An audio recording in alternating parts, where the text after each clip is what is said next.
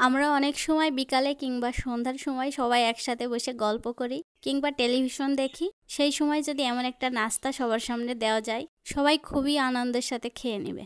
আর এই নাস্তাটা বৃদ্ধ থেকে ছোট শিশু সবাই খুবই পছন্দ করবে। আর এই নাস্তাটি বানাতে বেশি কিছু উপাদান লাগে না। ঘরে তো আমাদের কম বেশি সবারই চিড়া থাকে, আর এই গরমের সময় চিড়া অবশ্যই থাকে, কারণ আম দিয়েই খাওয়া হয়।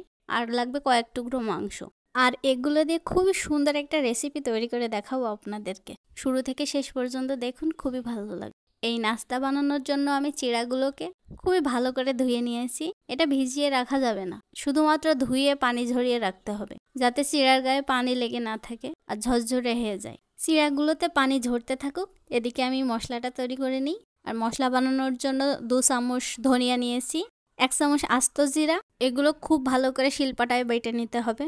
আমি যে শিলপাটায় বাটতে পারি এটা তো আপনাদের দেখাতে হবে, তাই জন্য একটু শিলপাটায় বেটে নিচ্ছি। আদা রসুন ভালো করে বেটে নিলাম। আর আমার মা মাংস রান্না করছিল, সেখান থেকে খাবলা মেরে কয়েক টুকরো মাংস নিয়ে নিয়েছি। এই মাংসগুলো ভালো করে ধুয়ে পানি ঝরিয়ে নিয়ে শিলপাটাতে ভালো করে থেতো করে বেটে নিতে হবে, একেবারে কিমা সাইজে। আপনারা যদি ইচ্ছা করেন ব্লেন্ডারও দিতে পারেন, তবে আমি আজকে ব্লেন্ডারে দিইনি, শিলপাটাতেই দিয়েছি। কারণ আমার মনে হয় শিলপাটাতেই একটা অন্যরকম স্বাদ তৈরি হয়। এই কিমা করা মাংসের ভিতরে ধনিয়া গুঁড়া, জিরা গুঁড়া যে বেটে নিয়েছিলাম এটার অর্ধেক দিতে হবে, আদা রসুনের পেস্ট দিতে হবে, 2 চামচ মরিচের গুঁড়া, জিরা গুঁড়া, 1 চামচ গরম মশলার গুঁড়া, পরিমাণ মতো লবণ, হলুদ, সামান্য লেবুর রস দিতে হবে। আর দিতে হবে কর্নফ্লাওয়ার, যদি কর্নফ্লাওয়ার না থাকে চাউলের আটা দিতে হবে। আর আমার এই কাঁচা মরিচ আর কাঁচা পেঁয়াজ কুচি করে রেখেছিলাম, সেটা দিতে খেয়াল ছিল না, পরে আবার দিলাম। দিয়ে এটা খুব ভালো করে ভর্তার মতো মাখাতে হবে। এই যে দেখুন, আমার রেসিপি করার জন্য মাংসের যে মশলাপাতি দেওয়া সেগুলো কমপ্লিট হয়ে গেছে।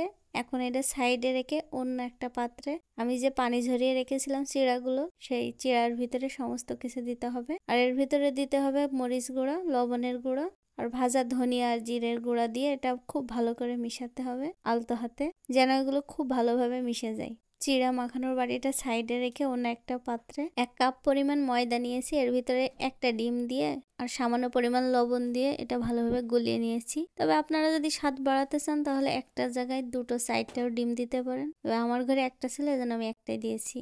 আর এই ডিম দিয়ে ঘন একটা ব্যাটার তৈরি করে নিতে হবে। তারপর হাতে সরিষার তেল মেখে নিয়ে যার যেমন ইচ্ছা সে তেমন ডিজাইন করে এটা মিষ্টির মতো করে হলেও করতে পারেন। তবে আমি এটাই করেছি, কারণ আমার হাতে বেশি সময় ছিল না ডিজাইন করার, এই জন্য আমি এই সিম্পল লুকে দিয়েছি। ডুবো তেলে ভাজবেন। আর আমি যেহেতু স্বাস্থ্য সচেতন, আমি বেশি তেল খাই না, এই জন্য অল্প তেলে ভেজেছি। দেখুন লাল লাল করে কত সুন্দর করে ভেজেছি, দেখতে খুবই ভালো লাগছে। আর এই যে আমার তৈরি হয়ে গিয়েছে চিড়া আর মাংসর স্বাদের বিশাল দুর্দান্ত স্বাদের নাস্তা। আর আমার এই নাস্তা বানানো কেমন হয়েছে আপনারা অবশ্যই কমেন্ট করে জানাবেন।